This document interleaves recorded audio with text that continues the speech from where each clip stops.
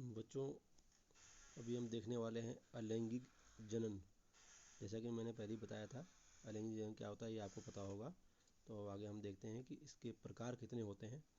प्रकार में सबसे पहले ये आप चार्ट देखिए, आप देख रहे हैं इसमें जो है जो कई प्रकार के होते हैं उसमें पहला है विखंडन, दूसरा है मुकुलन, फिर है खंडन, पुनरुद्भवन रीजनरेशन, बीजाणु निर्माण स्पोर फॉर्मेशन और कायिक प्रजनन।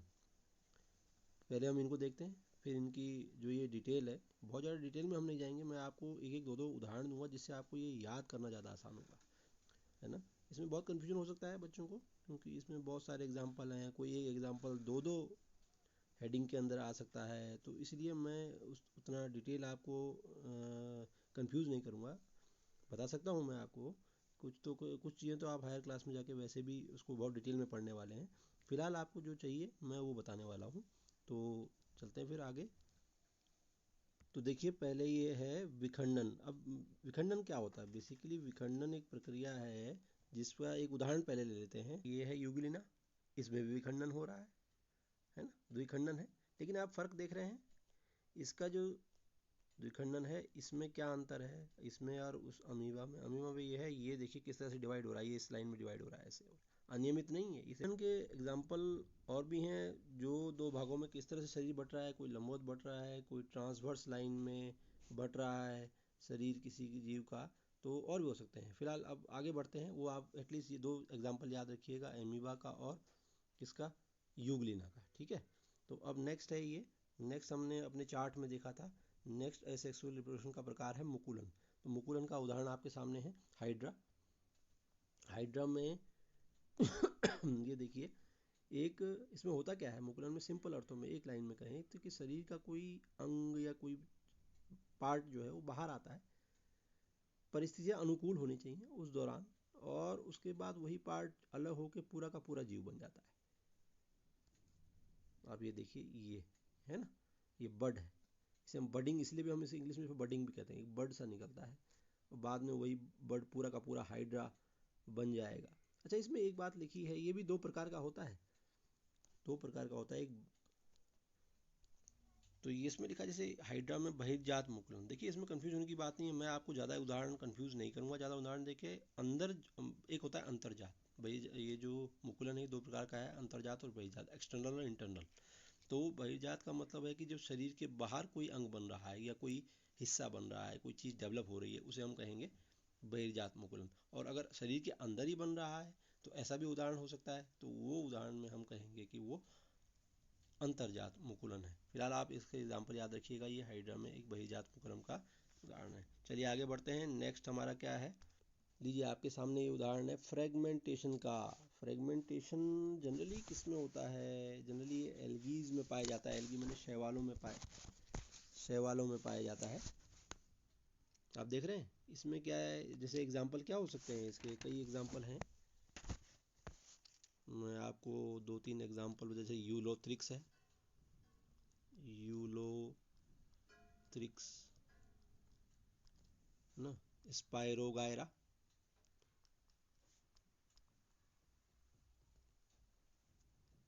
सारे क्या हैं, शैवाल हैं, पानी के जीव हैं, आपने पहले पढ़े 11वीं क्लास में, ठीक है। प्रिमिटिव प्लांट काइंड ऑफ जीव हैं।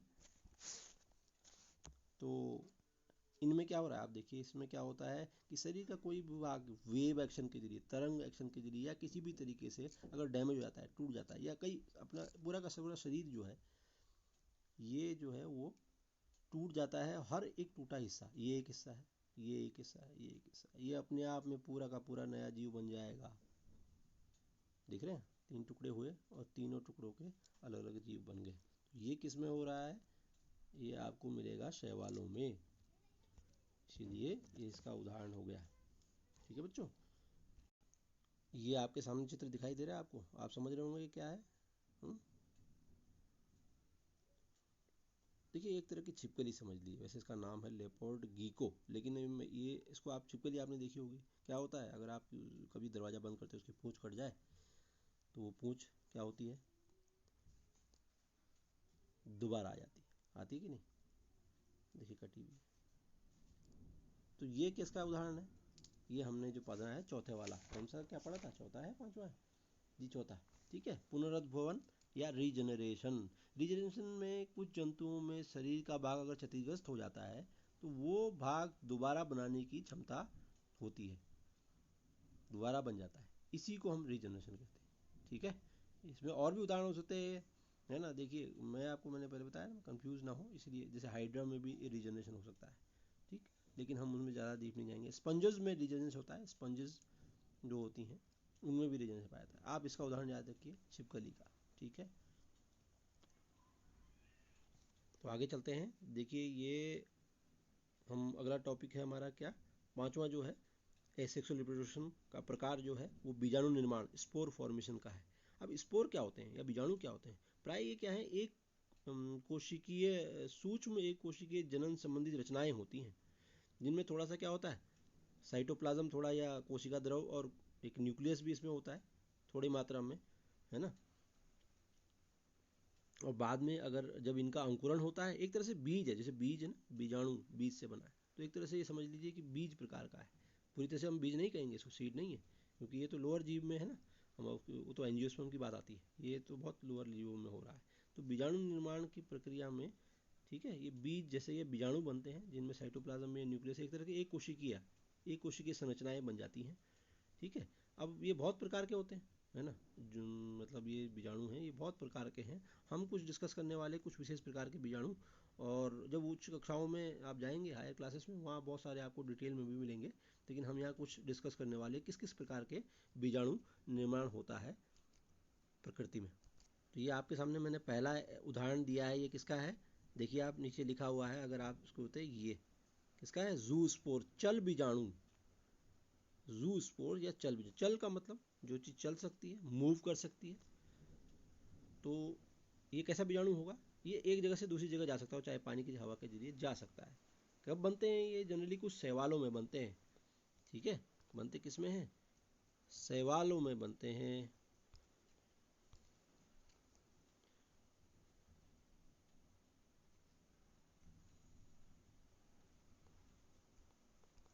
ठीक, शैवालों में बनते हैं, और इनमें एक खास बात क्या है, देख रहे हैं आपको, ये होता है, ये फ्लैजेला कशाभिक। ठीक है, जो ये कशाभिकाएँ हैं, यही तो इसको इधर से उधर मूव करने में हेल्प करती हैं। ठीक है, देखिए आप,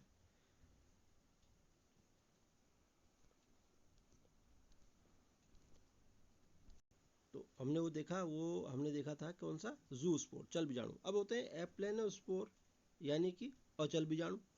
ठीक है, अचल बीजाणु है, आप देखिए किसी एक शैवाल की बॉडी के अंदर पाए जा रहे हैं।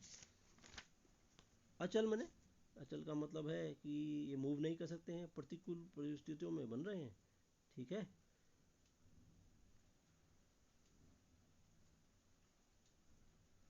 क्या उदाहरण हो सकते हैं इसके, कौन कौन से शैवाल जो हैं इसके उदाहरण हो सकते हैं? आप इसके स्पायरोगारा एक उदाहरण ले सकते हैं। स्पायरोगारा में क्या बनता होगा,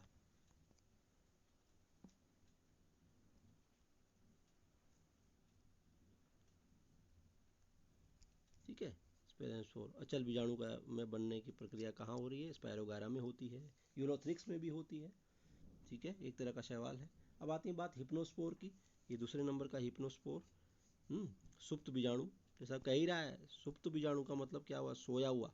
सोया कब तक रहता है, जब तक कि प्रतिकूल परिस्थितियाँ बन होती हैं। जैसे ही अनुकूल परिस्थितियाँ आती हैं, नींद से जाग जाएगा, और आगे अपना प्रजनन या आगे अपना उसको पूरा का पूरा पूरा बॉडी बना देगा, पूरा का पूरा शैवाल तैयार कर देगा।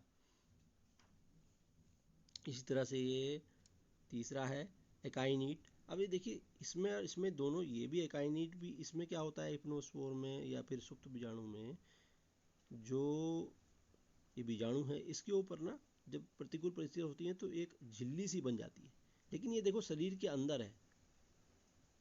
ठीक है, और इसमें एकाइनीट भी एक तरह की बीजाणु ही है ये भी। ठीक है, क्लेडोफोरा वगैरह में बनता है ये, क्लेडोफोरा, इसमें क्लेडोफोरा इसका उदाहरण है। ठीक है, और जो हिप्नोस्पोर है ये सुप्त बीजाणु है, ये किसमें बनता है? इसका उदाहरण क्या हो सकता है? वाउचेरिया एक एल्गी होता है, वाउचेरिया।